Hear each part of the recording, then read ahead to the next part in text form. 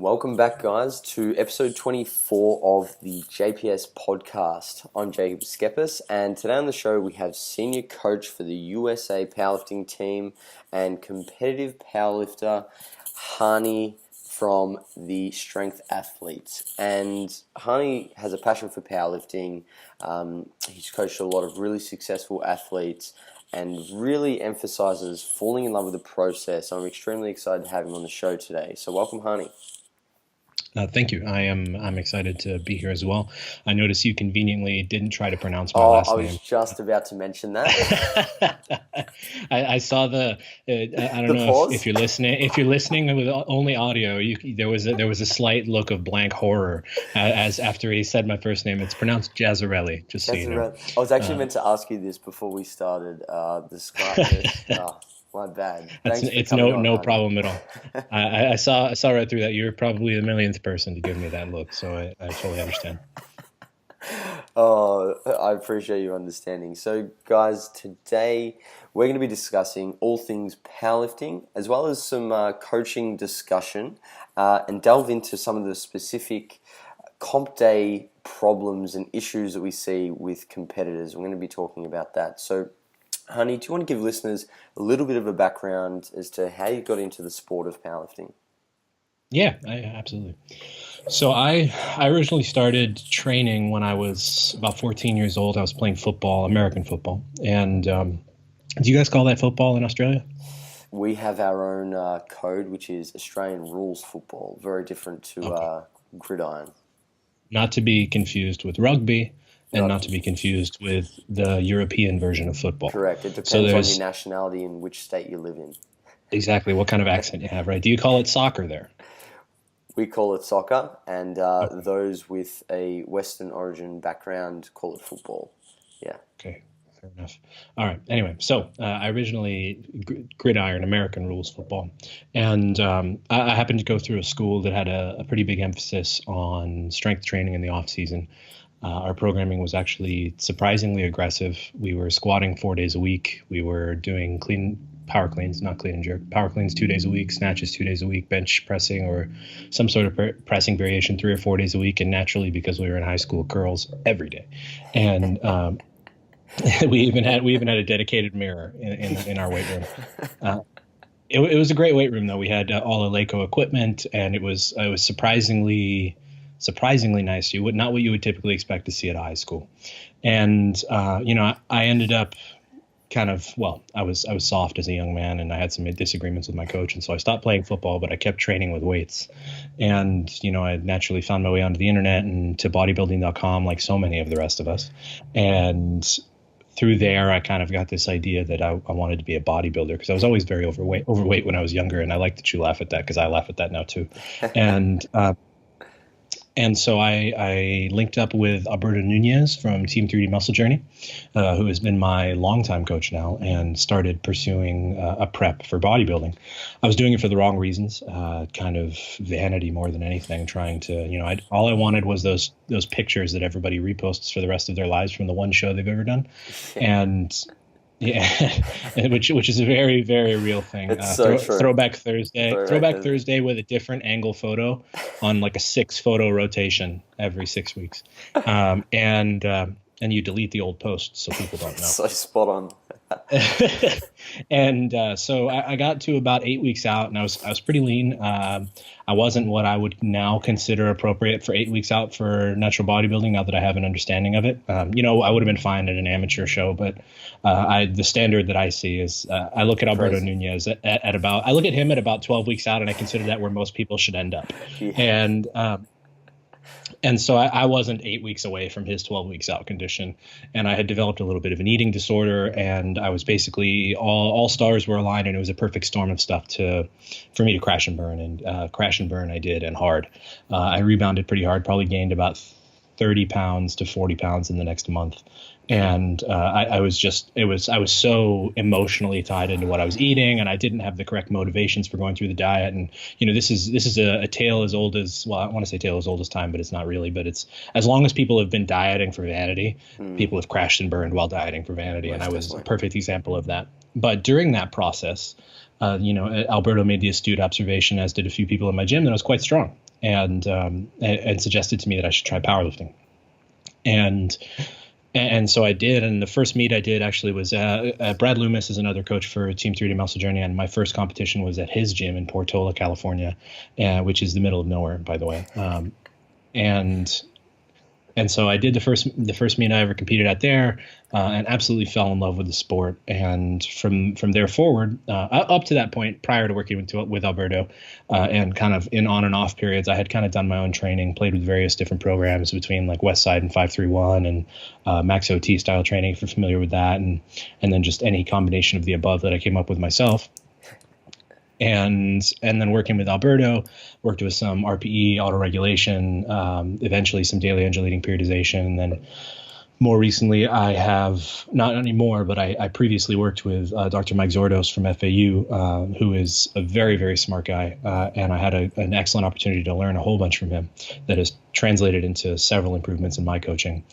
And basically that kind of brings us up to where I am now, which is kind of finally, I wouldn't say I'm on the mend anymore. I think I'm finally up to full speed again for the first time in a while.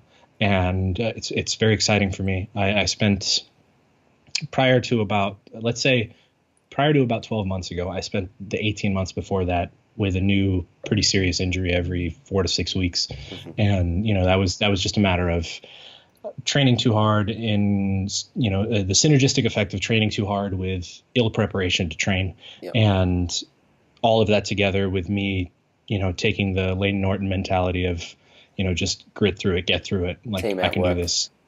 Team outwork. I tried to outwork my existing injuries, and basically one would fall behind and become not noticeable and a new one would surface.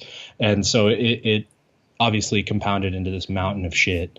And that's all behind me at this point. Fortunately, I've changed my habits. I've changed the way that I approach individual training sessions. I've changed the way that I prepare, and the way that I set my expectations for individual sessions and for entire training cycles. And in doing that, I think I've enabled myself to be much more successful as an athlete, as a client myself of another coach. And also I'm able to empathize with the people that I coach much more effectively. And it's largely changed the way that I coach athletes. I try to impart more of a long-term mentality into my athletes than, a lot of the coaches that are out there are, sure, I could write a program that'll put 50 pounds on your squat in 10 weeks, probably, but I won't give you that program. It's, that's not my role is to make you stronger, sure, but it's not just to make you as strong as possible, as fast as possible. There is such a thing as gaining strength too quickly, in my opinion.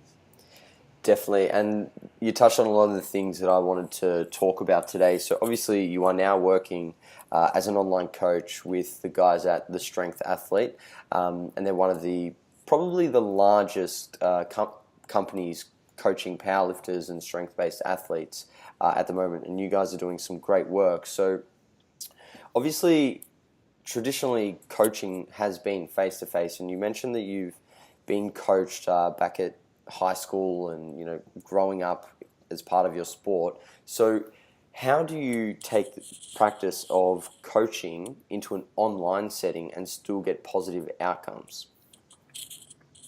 So, you approach things a little bit differently. So in-person coaching, it's rare that you see a good combination of, and I won't say it doesn't exist, but there are a few examples that you can come up with of a good in-person coach who is writing excellent programming, giving excellent technique feedback, providing excellent meet day coaching, and doing it for a lot of people all at the same time.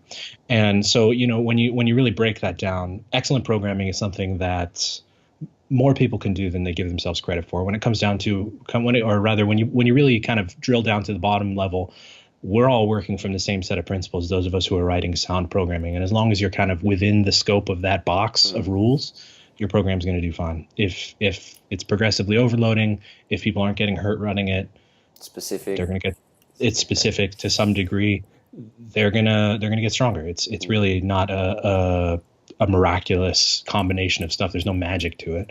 It's just a matter of intelligently interpreting what the signs people get back to you. And so programming, and I don't think the programming in person versus distance is pretty much the same.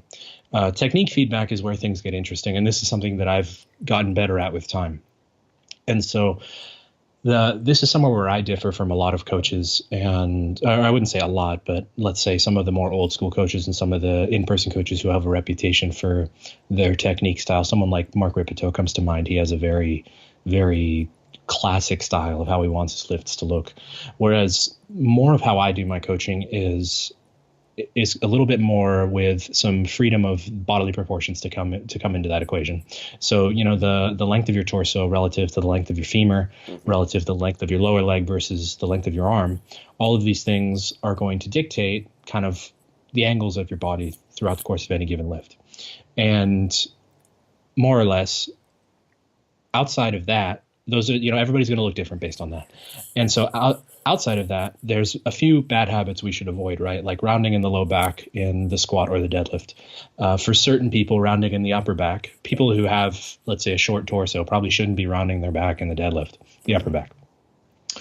Things like arching heavily in the low back in the bench press, or not setting up on the top of your shoulders in the bench press and not getting yourself all tucked in and really tight, and having bad habits like that. Essentially, the good habits of good lifts are the things that you can coach very easily. And I can give examples. I can make those examples myself in video. I can find examples of people doing them successfully, and people can learn how to do them. I can't physically move them into place, but I can make small changes over time. And so, in understanding how to make those small changes over time, while also giving people the freedom to work within kind of what the proportions of their body dictate, I'm able to effectively coach technique over time. Now, some people, I find that if you try to apply a textbook approach where, there's a right answer onto distance-based powerlifting technique coaching, then it becomes more challenging, because you start to try fitting a square peg in a round hole while using a digitally controlled arm, so to speak, from a distance. And it's not a simple task. And so within the context of that, I kind of know my limits. And then sometimes if it's someone recovering from an injury, I'll be the first person to refer them to a professional. I try to stay within my scope of ability. And I have this from the experience I've had with the several injuries I've had. I have kind of a tool belt, if you will, of things we can try. But I am more than happy to refer people out. And honestly, I would much rather do that, because oftentimes they're going to get either a faster answer or a better answer than what I can help them to find. And so I try to stay in my lane with that, Yeah, definitely. And obviously you work with a lot of athletes, as you mentioned, over a very long distance. You've even got some athletes in Australia. So what are some of the difficulties you face when you're working with someone online? At this point, I've worked with enough people that I kind of have a set of variables that I'll have people track in their training. And it varies from person to person. Some people have a strict body weight goal. They're trying to lose 5 kilos and they need to lose it to be able to do their competition. They are trying to add to their total, whatever amount. The number is obviously bigger based on how young they are in the sport. And as well, they're trying to improve their technique. And additionally, they want to enjoy their training. And so in doing all of those things, it's if you can create a protocol that achieves all of those things, you've really kind of hit the mark, in my opinion. And I would say that wasn't in any particular order, but I would say enjoying the training is probably the number one thing that a lot of people don't really account for. And I try to explain this to new clients when I Skype with them. You're going to be, in my opinion, you're going to get more out of a program that you enjoy doing, that you look forward to, or at least that you don't dread, than you will out of the best program in the world if you hate it. And that's because you're going to go in with enthusiasm, you're going to go in with better expectations, and you're going to be more likely to stay on track. It's going to be easier for you to not deviate from it. It's like a more lifestyle-fitting diet. The fact is, if you are on an overly restrictive diet, this has been researched and documented with dietary choices anyway, the more you restrict your diet, the more you deviate from it. And the more you deviate from your diet, the less well it works. And there's this kind of critical point where deviation and dietary restriction cross over each other, and you start to deviate more than you stick to your diet. And so kind of a similar principle applied to training, creating a training protocol that fits within the scope of what I define as the principles of what I want to see for effective training, while simultaneously, if someone wants to do curls every day, it's not a big deal. It's not going to take away from their training. So let's do curls every day. and someone wants to work in push-ups in their program or lots of calf raises, or I have a couple of girls that I coach who have the eventual goal of doing physique-based competition, and so we spend some time on the beach muscles, and so that's that's not a problem whatsoever. And so by me being flexible to fit that in, and I don't really have a holier than thou attitude like some people do, I am able to cater to what people want and create programs that they're going to be excited about. Also, some kind of way to regularly track their progress in training. So some sort of evaluation, some sort of auto-regulated top sets on occasions. For some people, it's fully auto-regulated training programs. It really varies from person to person. I would say the biggest difficulty for actual programming is I like using auto-regulation because it's a great way to track progress, but keeping a lid on it for some people. And you kind of have to learn your athletes. And I try to have the long talk with people when I start them up, more or less to find out what camp they fall into. Are they a perpetual overshooter, undershooter, or are they going to hit the mark every time? And then as I learn about someone, I'll make changes, right? If what I want is a single at a 9 RPE, then for some people that means prescribing a single at a 7.5 RPE, and they'll hit the 9. And I just know that that's going to be where that's going to end up. And they'll be like, I totally had 3 more. And it's not that they're lying to me. They don't think they're lying. They just don't fully understand. And that's fine. And so I just, I create programs that kind of tilt in the other direction. And then some people perpetually undershoot. And so I have to write all of their sets at a 9 instead of at a 7.5 or an 8 or whatever it may be. And so that's one of the big challenges in programming, is getting to know people. I always try to explain coaching as a data-driven process. So more or less, the more I learn about someone, the more effectively of a training protocol, or rather the more effective I can create a training protocol for them. And so over time, literally the coaching gets better the more time you spend being coached. I can create a program that suits you, that's going to work, but oftentimes there's little tweaks we can make to make it better, and I'm not above admitting that. And for anybody listening, if you talk to a coach and they tell you they can create the best possible program for you first time through, they're just trying to take your money and look somewhere else. And that's one of the big tenets. I don't promise to be the best possible thing for someone the first time through. That's just not how coaching works. Otherwise, all programming would be done through some digital source. Someone would have already created a program that used this set of variables to create them all, and nobody would ever need a coach for anything but technique. And then, there could be someone selling that for $10 a month and just submitting videos for feedback. So that's probably the most difficult part, is keeping people honest in the programming. I would say the technique's easy. Most people are very open to that. There are some people who are difficult to work with because they enjoy particular things in technique, like very round back deadlifters tends to be the number one thing that comes to mind that people are very rigid about. And, they say, I just feel better pulling this way. And that's fine. They understand that they're forever going to struggle with their deadlift lockout. And that's just how it's going to be, because, you're going to be able to pull more weight than you're going to be able to unround your back with. And that's the limitation there. And other than that, I would say most people are pretty reasonable with technical changes. Definitely. I think that, and goal setting, I think, is probably the one thing. And I would say this is somewhere where I excel, is helping people to set reasonable goals, to prioritize competitions throughout the year, and to understand that, sometimes if you're competing 4 weeks before your national championship to qualify or whatever it may be, that may mean pulling some of the heat off a little bit early and not pushing for that first competition because you want to perform at the subsequent one. Definitely. You bring up a lot of really good points there. And obviously you mentioned that you worked with Alberto Nunez and Mike Soros. So obviously they are both extremely knowledgeable and experienced dudes. So what are some of the key things that you learned from each of them, and how did their approach differ, if at all? I think if I were to sum this up in one sentence or 2 sentences, however this is structured verbally, I would say I learned to coach from Alberto and I learned to program from Mike. Yeah. And I think that absolutely captures the essence of it. And I think you can talk to both of them and you'll kind of get this feeling from them. And I've definitely learned some programming from Alberto as well. To sell him short of that would be a disservice. But what I really, and I take a lot of pride in having kind of modeled what I do after what Alberto does. I try to be very involved in what's going on. I try to fully understand all the variables at play. And I also try to be very pragmatic. And and I definitely get the pragmatism from Alberto that, it's just, we got to get the job done. If that means going outside the norm, then so be it. If you can't squat to depth comfortably and squatting to a box is more comfortable, then we are going to do the pragmatic thing and going to do the comfortable version of the lift for as long as we can until we can get you back to the appropriate version of the lift comfortably. And that's just the way it's going to be. And sometimes making those little changes are essential. Or if someone's dieting and they're trying to make weight and we need to have them on 1,000 calories a day, if making weight is essential to your success in this athletic endeavor, then that's what we're going to do. It doesn't matter that, oh, well, you should be losing weight. If you're not, then you're not. This is just how it has to be. Get out the famous carb scissors, as Alberto is known for. Yeah. And get out. I used to get that in my replies to my emails. He said, well, we're getting out the scissors this week. And, I always knew what that meant. Yeah.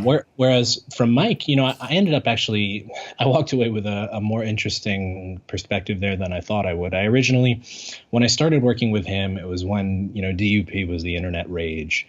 And it was like, everybody was like, oh, the DUP, 3x8, 5x3, 4x6.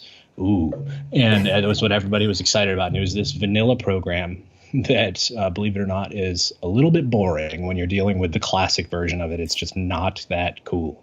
But as you kind of learn more and more about it, you just realize, the DUP, the classic form, is simply one rendition of a set of principles. And all that it really breaks down to is that you're performing the competition lifts more than once per week with different rep ranges and intensities on those different days. So if you take, let's say, a classical conjugate style of programming, and you do the competition lifts on both days. So you do a heavy squat one day and you do a very light squat another day. And those are your max effort and dynamic effort days. DUP, congratulations, you're doing DUP. If you do 5-3-1 and you're squatting 2 days a week, one day you're doing some light tens, another day you're doing your heavy set of 5, DUP.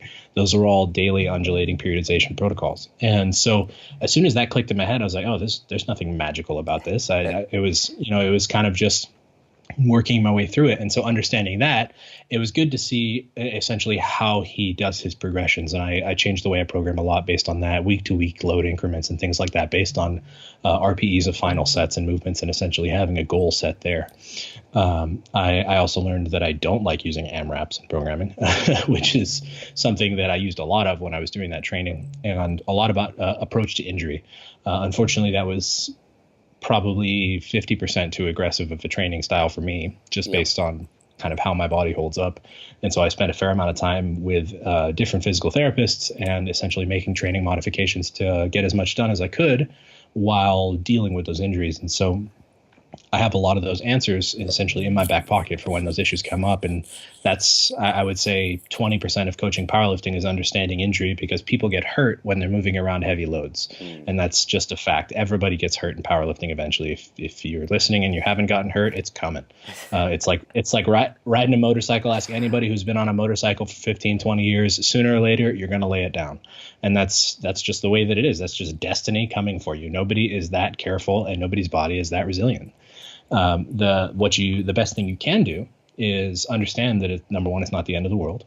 Number two, you can make training changes to where you can still progress through an injury. And number three, you can go back to being as good and better than you were when you started. And so in doing that, I definitely gained an immense understanding of the process, as you mentioned earlier. I have a very great love for the process of training people in powerlifting, helping people to get better, and understanding injury is a huge part of that.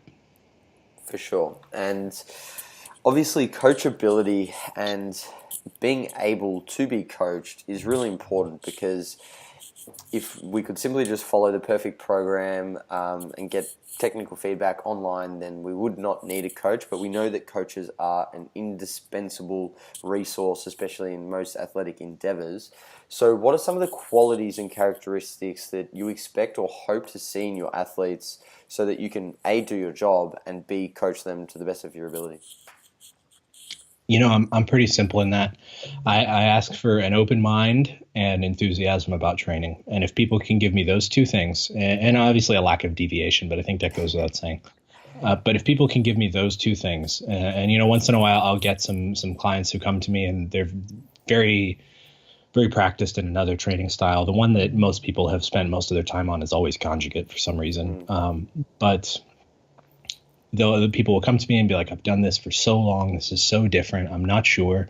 And inevitably and invariably, they end up progressing regardless, and understanding that it's, there's nothing magic about conjugate. There's nothing magic about 531 or DUP or starting strength or any of these programs. They're all different organizations of the same principles.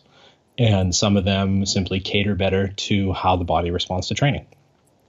And so I've, and I find that the more people I coach, the more I learn, and the more my approach changes over time, or at least broadens, I guess you could say.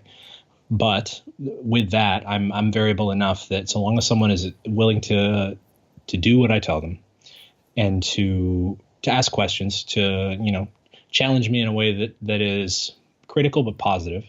I'm always willing to do my best to explain why we're doing things the way that we're doing them, and sometimes that means the answer is going to be, well, because it works.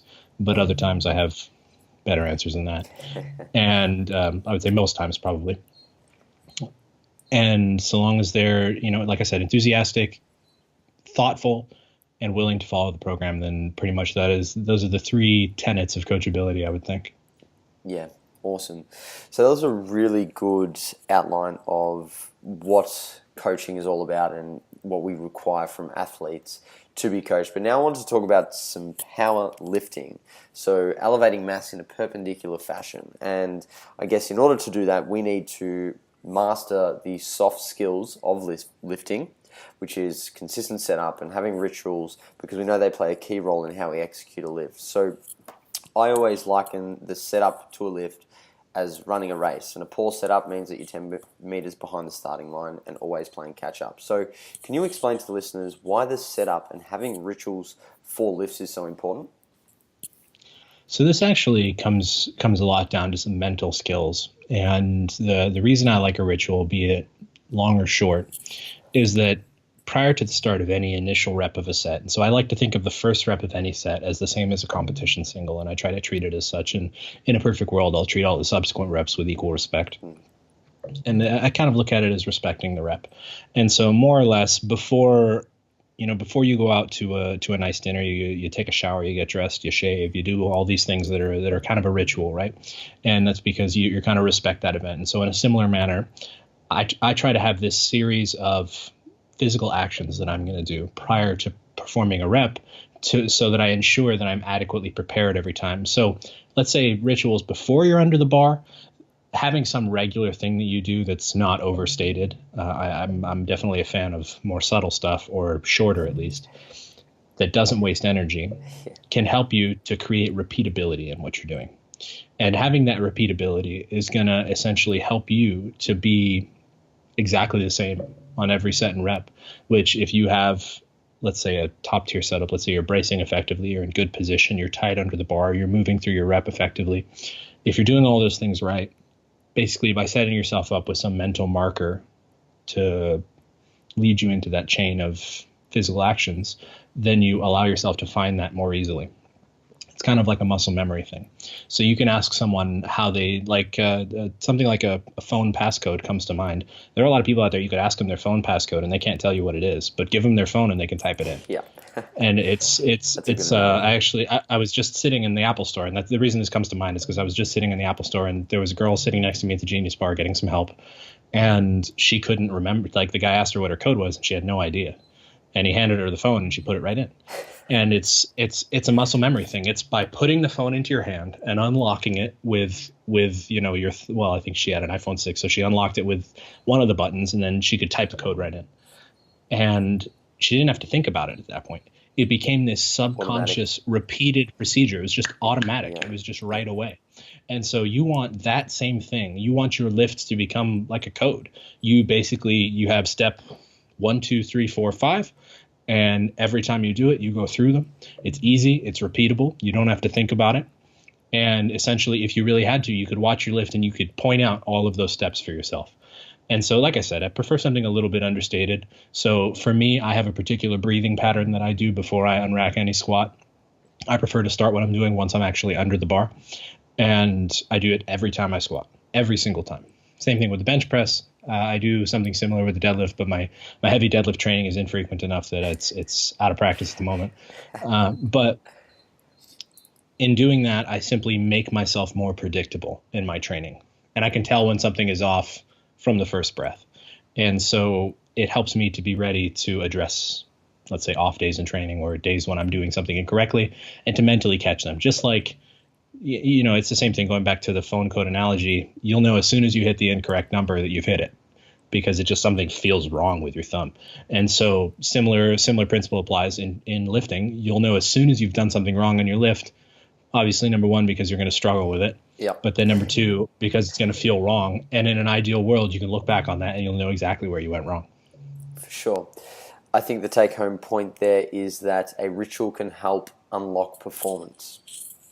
Ideally, in long term. Yeah, for sure.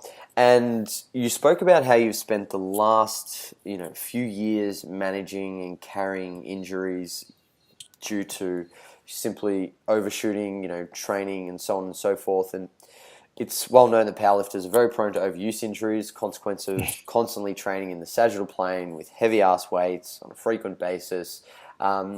So you mentioned that you've got a few more notches on your belt in terms of dealing and managing these injuries. So what are some of those notches and tools that you now have, and how do you use them to keep injuries at bay? The number one thing I would say that nobody does that everybody should do, especially for powerlifters, is a cardiovascular warm-up before training. And it's not that getting your heart rate going is what we're looking for, but getting some blood flow into the muscle groups that you're going to be using before actually doing any stretching or mobilization goes a huge way. And so for me, what that looks like is before lower body exercises, I spend 3 minutes or 5 minutes on an upright bike. Mm-hmm. And with almost no resistance at whatever moderate pace. My goal isn't to do cardio work there. It's just to get blood flowing through my legs. And as it happens, the motion of pedaling a bicycle is actually a decent mimetic of getting into a squat, and is using basically every single muscle involved in that exercise. And so you warm up everything there, and that rotational movement is perfect for that. And then before pressing, I have been doing 300 to 500 meters on a rower, something like a Concept 2 rower. And I find that those two have gone a longer way towards keeping everything at bay than anything else that I've implemented prior to starting those. And I feel fantastic on days when I do them, and I have a noticeable difference on days when I don't. And it may have gotten to the point where I've mentally tied feeling good to doing those. And so some days where I maybe wouldn't have needed to do them, I do them anyway, or I feel bad because I didn't. But I'm willing to accept that it's 3 minutes out of my day, and I can always spare 3 minutes. Second to that, for most people, is going to be understanding the difference between mobility for the sake of mobility and mobility for the sake of positioning. And so more or less, if you can get into a comfortable position for your lift, let's say you can get to depth at your squat, you can dorsiflex such that you don't have to do any ankle mobility, and your shoulders can get into a comfortable position under a bar, and you can do all of these things without doing any mobility before training. You should be spending precisely 0 time on mobility. I completely agree. And that's something that a lot of people don't or are spending too much time on and wasting time they could be spending either better warming up, doing 1 or 2 extra sets prior to their work weight, or spending 3 or 4 minutes on a bike before squatting, or doing some dynamic stretching before getting under the bar.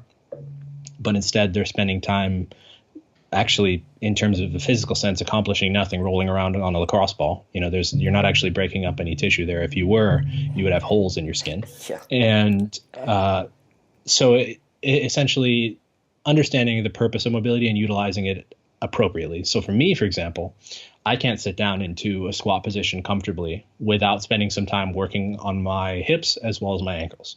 And so what am I doing before every squat session? I'm mobilizing my hips and I'm mobilizing my ankles. And how much time do I spend on that, though?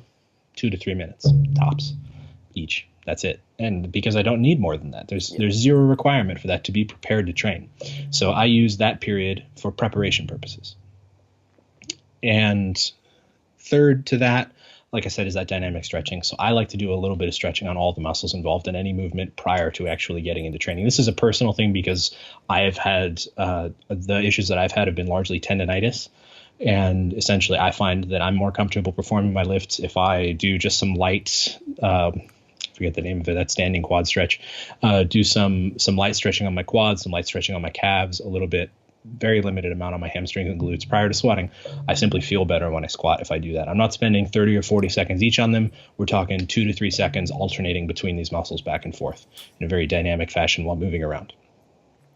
Outside of that, if you have bad habits in your lifts, some sort of cueing to get you to avoid those. So, for example, if you tend to collapse your knees or have knee valgus during your squats, warming up with a band around your knees is going to essentially cue you to push out those knees while you're squatting. Little habit changing items like that during the course of your warm-ups tend to be good for you. But beyond that, there's not a whole lot more you should be doing. But the problem is almost nobody does all of that. And in reality, once you've learned what you need, once you've invested the time to figure out what you need, this takes less than 10 minutes daily. Less than 10 minutes on the front of a 2-hour training session to help you prevent those injuries. And if everybody did that, I think there would be a drastic reduction in injuries just because people would be more prepared. And it's funny. It's probably, I would say probably 10% of powerlifting injuries are maximal lift related. They're probably generally, the maximal lift ones are the traumatic injuries where you have a tendon detaching or something like that, or a torn muscle. And, we've all seen those videos where someone's pec rolls up, and those things, obviously, no amount of warming up is going to prevent that.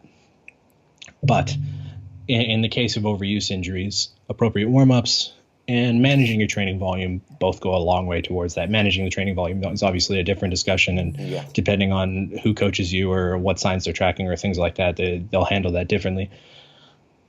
But, managing that warm-up appropriately and listening to your body, and being willing to change individual sessions. To use myself as an example, yesterday, or rather Monday, I had a really big squat session for my own standards, and my back was absolutely just trashed at the end of that session. And basically all day Tuesday, it was awful. I just felt terrible, could hardly even get out of bed.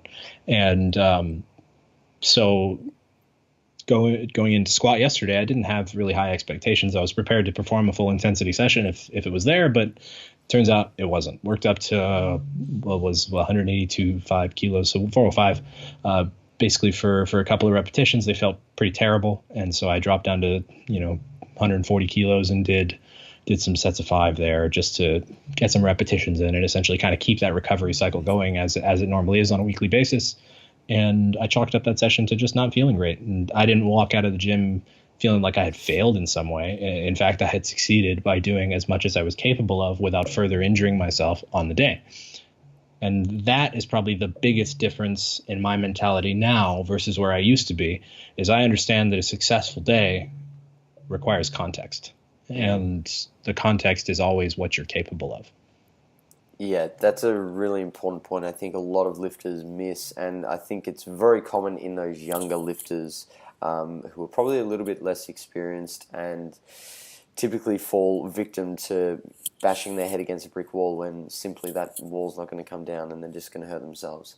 And the next thing I wanted to talk about, Hani, was a little bit of program design discussion, and more so how you approach building muscle with your athletes, because we know that a bigger muscle can create more force, and a common problem a lot of powerlifters do make is they become married to the big 3 and they're just continually training, in that 3 to 6 rep range, and never dedicate significant periods to gaining some size. So my question to you is, how do you approach this with your athletes?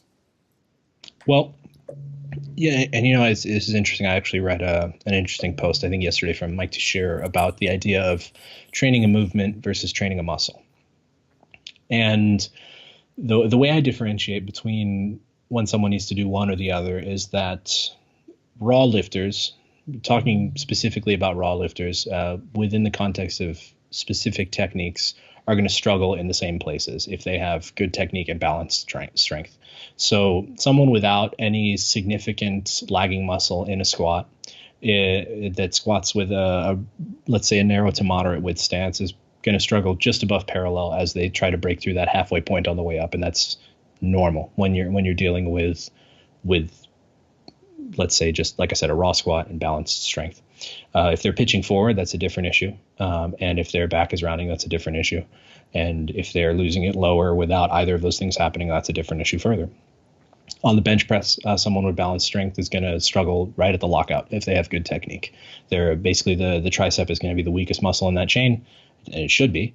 And so it's going to, with a well-executed bench press, it's going to pop right off the chest with the leg drive. You're going to get through that mid-range, going to push towards your face. And then if you're going to miss it, you're going to miss it because you couldn't lock out your elbows. And that's what like a half kilo over your maximal lift is going to look like. And with the deadlift, if you are a conventional deadlifter, you're going to struggle. Well, this is actually going to vary, but typically at the lockout, especially if you're a round back conventional deadlifter. And that's, I wouldn't say, again, these aren't hard rules, but they're just general guidelines. And alternatively, if you're a sumo deadlifter, you're going to struggle from the floor. Sumo deadlifter with a round back, you're going to struggle at the lockout. And also your legs are going to get in the way of your hands. And so that's the first thing I look at is where does someone struggle in their lifts? And if they fall within all of those categories, then I don't think they necessarily need any specific strengthening, let's say specifically catered assistance work outside of the norm. Now, I have a general set of assistance work that I will refer to, which is going to focus on upper back work, core work, posterior chain, and all of those things tend to be helpful in improving an athlete on the whole. Now, if someone, let's say, misses their bench presses right off their chest and they have great positioning, then they probably have relatively weak pecs and shoulders. And so we can work on those things individually. And so the first way I choose assistance work and how I cater off-season training is always to directly address weaknesses. And so if someone has a weak particular portion in their movement, despite having strong technique, which is rare, but if that happens, then we will address that individual weakness while still not neglecting to train the system as a whole, because these are all systems. And so a stronger individual muscle isn't going to be tremendously useful if you don't learn to use that within the chain of muscles that are trying to execute that bigger lift. And so this is where the idea of specificity comes into play, and essentially having that specific training allows you to use that in a more effective manner. I've dedicated fully non-specific off-season programs for myself before, and I found that I came back into training the competition lifts actually feeling worse.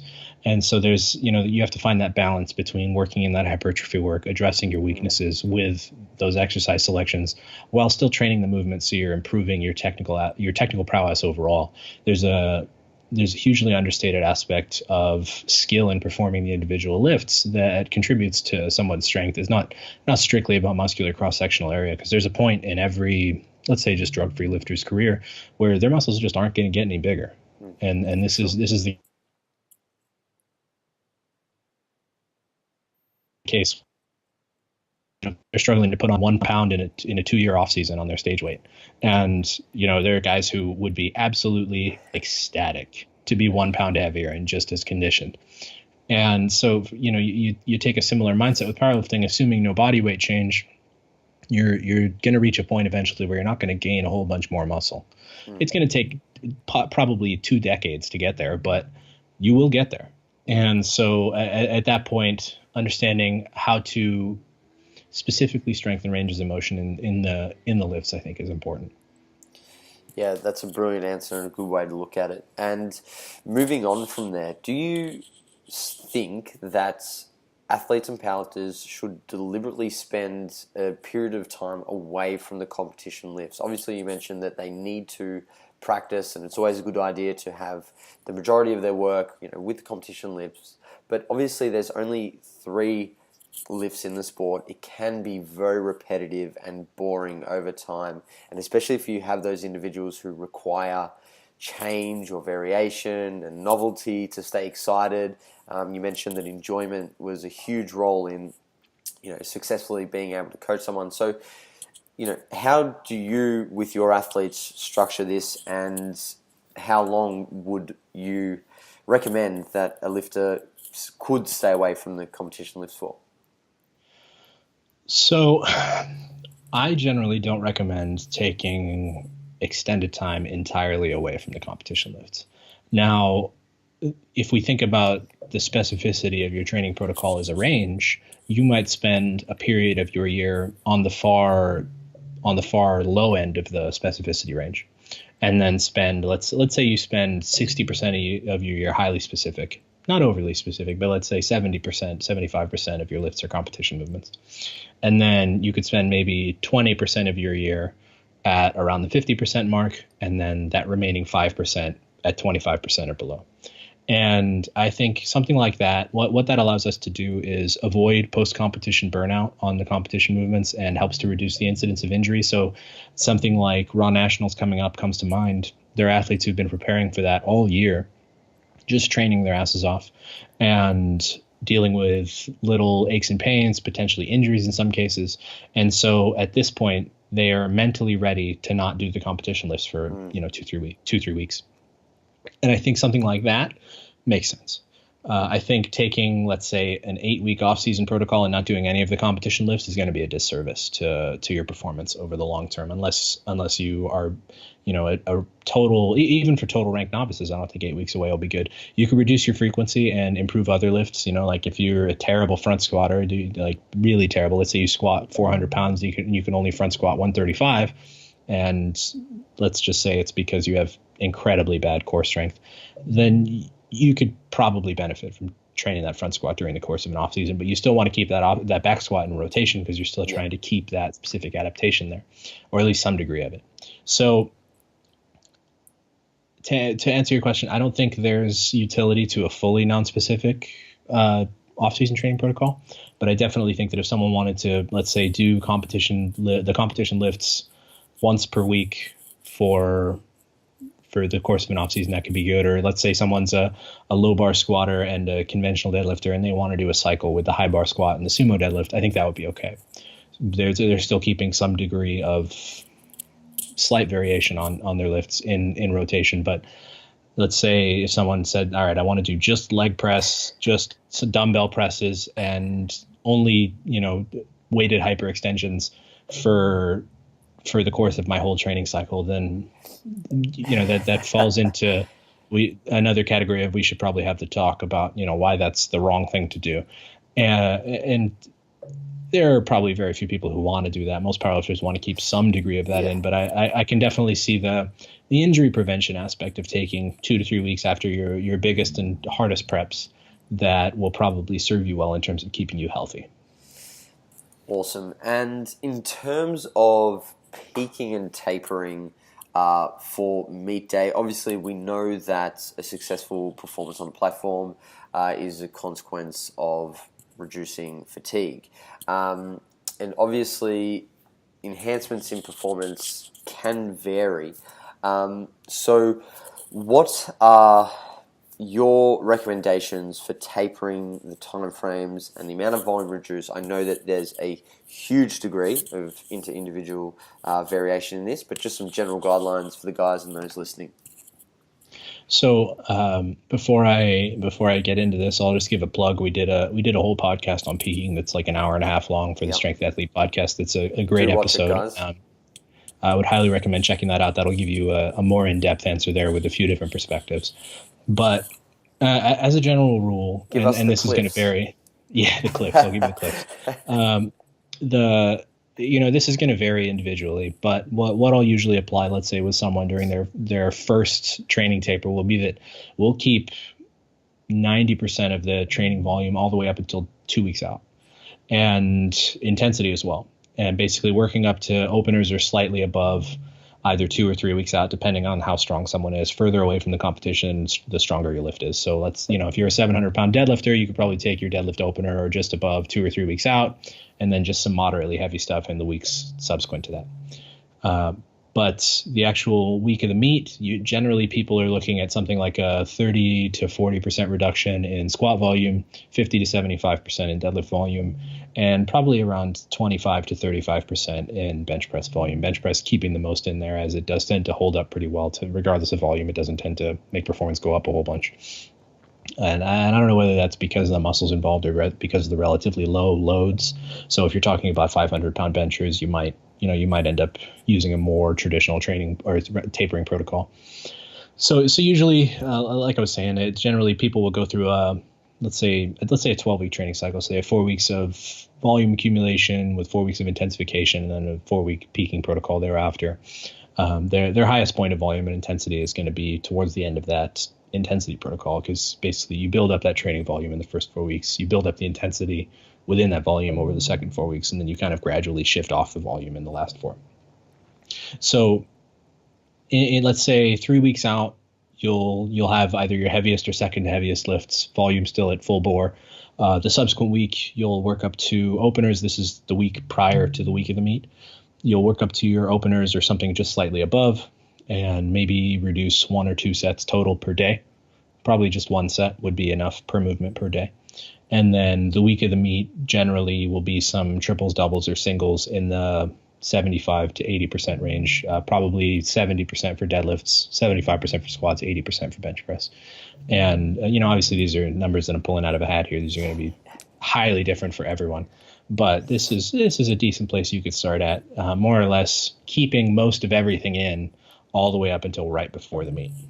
And generally as a function of, it does tend to go in line with body weight, but I think it plays more in line with how strong you are. Yeah. Kind of keeping your heaviest lifts further away from the competition.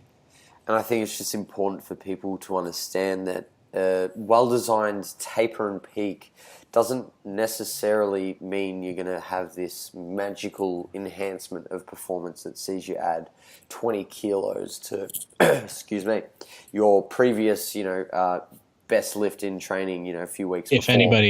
If anybody has that program, feel free to pass it over, because I would love it. And from memory, there was Lemieux in 2012 did some research and found that there was a 2 to 5% increase in performance. And is this typically what you've seen in practice? Have there been cases where you've seen more or significantly less? There are some people that taper really well, really, really, really well. But I mean, even those people at absolute best, you're talking 6 or 7%. And that's in a rare instance on a single lift that their old max probably wasn't that hard to begin with. And so the thing is, it's hard to quantify how much people are getting out of it, aside from the fact that they feel better. If someone feels better than they did in training after a taper, I consider it, or rather, if someone feels better after a taper on meet day than they did in training leading up to that meet, I consider it a success, period. And that's what I'm looking for, is for someone to come out of that taper feeling fresh, but not unpracticed with the lifts. And that really is more of the indicator of whether you've done it appropriately, in my opinion. Obviously, hitting a new max is great, but let's just say that you get the 5% out of it. I mean, that's 10 kilos on a 200 kilo squat. Yeah, that's 10 kilos on a 200 kilo squat. So that's a substantial amount. But when you're talking about how you plan your PRs, if you have a 200 kilo lift, you're probably planning 5 or 7.5 kilo improvements anyway. So, just based on your plan, you should be planning on that. And then, being conservative from there as needed, or, generally having some reach goal built within the plan that maybe accounts for that potential for percentage of overperformance. But I would say, like you said, I think aiming for about 3 or 4%, right in the middle of that range, is probably the most realistic. Awesome. And furthering from that, on the day, powerlifting is a unique sport in that, you've said this yourself in previous podcasts, the frequency of competition is low, and the nature of the sport means you only get 9 lifts several times a year. So how do you personally deal with the nerves and coach athletes to calm the jitters, Hani? And again, guys, go listen to the TSA podcast. But what are those clips from that episode where you discuss this? We actually haven't done an episode on meet day coaching. But we've obviously mentioned it a few times, intermixed with several. Meet day nerves are the only way to get better about that is to do more meets. And, this is one of the funny things about people who, they want to wait to do their first competition. And you're going to do terrible if you put all that pressure on yourself at your first competition and expect to overperform. It's never going to happen. You are probably going to miss 3 to 5 lifts, and you're going to feel terrible about your day. You're better off doing a conservative practice meet. You guys actually are very fortunate in Australia because you do the amateur meets. Yep. And they're unsanctioned, and so you can compete in those without having to worry about PA's vicious claws coming down on you. And Robert Wilkes. Yeah, good old Robert Wilkes.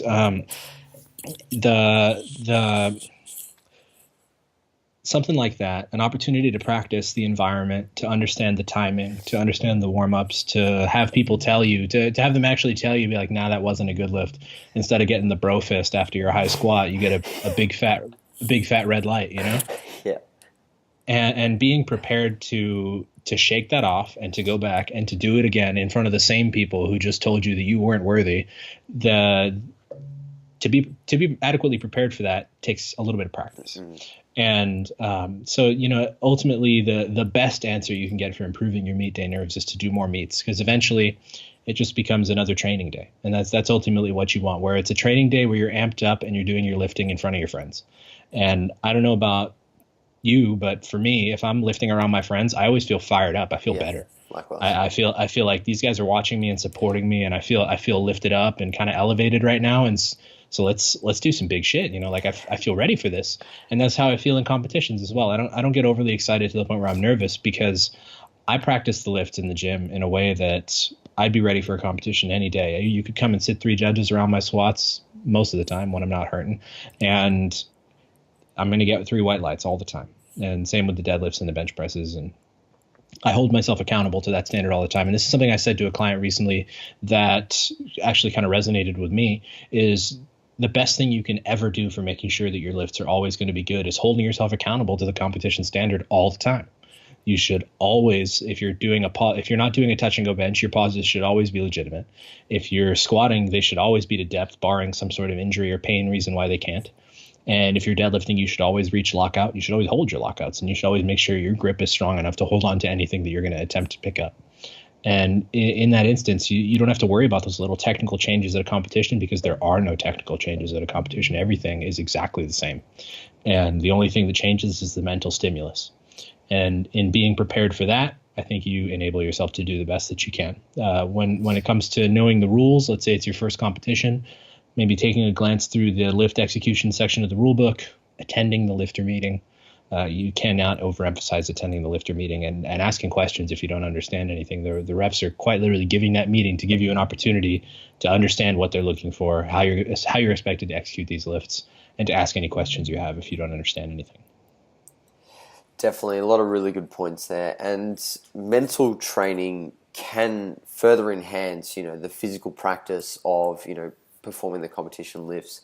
And there was a pretty cool study by Slimani and others in 2017 that studied elite level kickboxers utilizing motivational self-talk and first-person like kinematic imagery, and found that it reduced both stress and improved performance. So obviously that's just one study, can't be looked at as the be-all and end-all, but in my experience with my athletes, this kind of training and focusing on affirmations and mental imagery has been beneficial. Do you do this yourself and with your athletes? And if so, Hani, what are some of the things that you can advise guys to do to improve their mental training?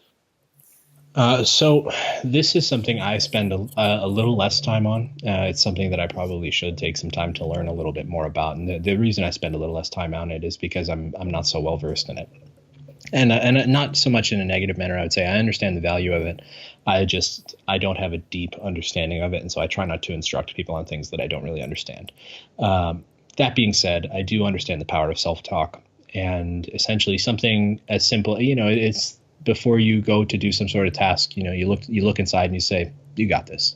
And something as simple as that can go such a long way towards that affirmation of feeling like you've got it. And I mean, confidence really is key. Even going into a lift that you have a 0% chance of getting, you're going to do better going into that confident. You're going to execute that more to the standard of how you want all of your lifts to look than you would going in concerned about whether or not you're going to have the strength, the ability to do it. And mentally preparing yourself to be confident, whatever that may take. For some people, it's self-talk. For other people, it's visualization. And I think those two probably capture most people. And so for me, it's more so visualization. I try to see myself doing my competition lifts in the weeks lifting up, or the weeks leading up to the competition. I sit down and, you know, I'll spend, you know, you spend enough time twiddling your thumbs on a daily basis. We all do. And, you know, I dedicate some of that twiddling thumbs time to specifically just watching myself at my next competition do my lifts. And I see it and I execute them and I complete them. And so when I walk out there and there's a new load on the bar that I haven't necessarily moved around before, I've moved it around 15 or 30 or 45 times in my head leading up to this competition. So mentally, I'm ready to approach that. And so visualization is definitely more of the thing for me. I think trying both is important. You can try. Exactly. You can be in training, and the one thing I try to avoid is negative self-talk or negative well, I wouldn't really call it negative affirmation, but essentially when negative dialogue, negative dialogue is the term I wanted. When you're handling an athlete and you say something like "Don't stop pushing," it's like, well, I obviously wasn't planning to stop pushing. I'm not a fan of that. Some people prefer that. I think it probably works for fewer people than it doesn't. Fewer people than it does. Yeah. I said that correctly. The double negative there threw me off. I don't think it works for many. But obviously everybody's different, and every coach is different, and everyone has a different approach. But I try to focus on the positive and try to encourage people to do the same within themselves. Awesome. Well, Hani, you blew that out of the park. You gave so much information and in-depth response to those questions, and I really appreciate you coming on the show. Guys, make sure you check Hani out on the IG as well as on YouTube. The Strength Athlete, these guys put out great content. Their podcast is absolutely awesome. If you're a powerlifter or athlete and you want to learn more about what these guys do, please go and check it out. All the best with your future competitions, Hani, and your athletes, and we'll speak to you next time. Thanks, Jacob. It's been a pleasure. Thanks, man. I really appreciate that.